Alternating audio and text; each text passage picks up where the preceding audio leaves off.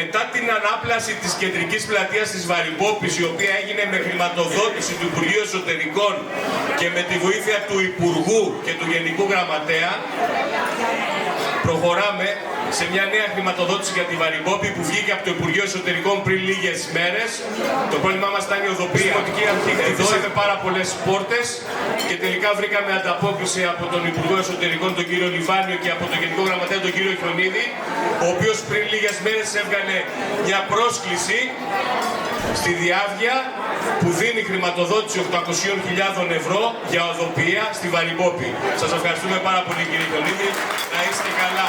Περίπου καταθέσαμε στο Υπουργείο Αγροτικής Ανάπτυξης μια μελέτη οδοποιίας αγροτικών εντός και εκτός εισαγωγικών δρόμων που συμπεριλάμβανε τις περιοχές της Φλόγας που έχει κομματόδρομους και άλλες επίσης περιοχές εδώ στη Βαρυπόπη, δρόμοι οι οποίοι είναι κομματόδρομοι αυτή τη στιγμή. Το αίτημα του Δήμου ήταν περίπου στο σύνολο γύρω στο 1.200.000. Δεν έχει εξεταστεί δυστυχώς ακόμη ο φάκελος, γιατί στο Υπουργείο Αγροτικής Ανάπτυξης υπάρχουν προβλήματα αυτή την περίοδο. Θα εξεταστεί ως ο νούπο, πιστεύω, και ελπίζω να εγκεκριθεί αυτό το κονδύλι. Θα γίνουν άλλοι τόσοι δρόμοι που σήμερα είναι κομματόδρομοι. Αυτή τη στιγμή σχεδιάζεται τοπικό πολεοδομικό σχέδιο με χρηματοδότηση από το Υπουργείο Περιβάλλοντος και αυτή τη στιγμή μελετητές για την πλατεία της Βαρυπόπης έχουν ήδη σχεδιάσει την αλλαγή στο γενικό πολεοδομικό, την αλλαγή χρήσης γης. Αυτό το πράγμα που η πλατεία της Βαρυπόπης μέρα με τη μέρα πέθαινε, εμένα με ενοχλεί. Και φαντάζομαι και εσάς που μένετε εδώ. Η περιοχή πρέπει να πάρει ζωή.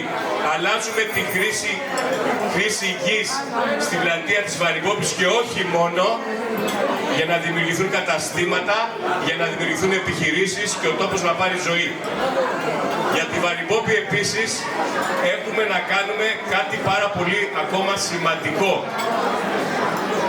Είμαστε σε επαφή με το Υπουργείο Πολιτισμού και επειδή δουλεύουμε ένα μεγάλο project αυτή τη στιγμή για την ανάδειξη του Αρχαίου Θεάτρου των Αχαρνών, θέλουμε σε αυτό να συμπεριλάβουμε τη Βαρυπόπη και τον τύφο του Σοφοκλή.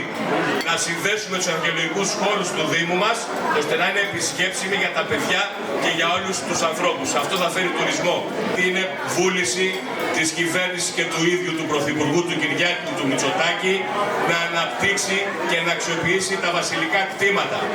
Το 2021 μας κάλεσε ο Πρωθυπουργός και πήγαμε στο γραφείο του, εγώ ως Δήμαρχος Αχαρνών, ο Δήμαρχος Κηφισιάς και ο Δήμαρχος Διονύσου, και μας παρουσίασε τη μελέτη αξιοποίησης των βασιλικών κτημάτων, την οποία την έχω στο γραφείο μου, μας την παρέδωσε επίσημα, και η οποία, αν δείτε τι σκοπεύουν να φτιάξουν στα βασιλικά κτήματα, θα εντυπωσιαστείτε τόσο πολύ και θα καταλάβετε ότι αυτή εδώ η περιοχή που ζείτε και μένετε θα γίνει το σπουδαιότερο και το πιο σημαντικό σημείο της Αττικής, της Βόρειας Αττικής. Τα επόμενα χρόνια, δηλαδή να το πω απλά για να το καταλάβετε, στη Βαρυπόπη, στη Δεκέλεια, έχει σχεδιαστεί να έρθει ακόμη και η επέκταση του μετρό. Δεν ξέρω αν το ξέρετε αυτό, δεν έχει δημοσιοποιηθεί ποτέ στον κόσμο.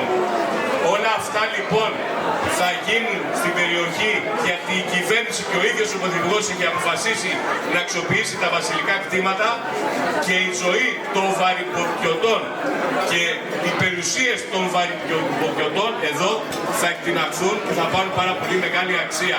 Πάντα με προστασία στο φυσικό περιβάλλον φυσικά. Να είστε καλά, να έχετε καλή χρονιά, ελπίζω να μην σας κούρασα.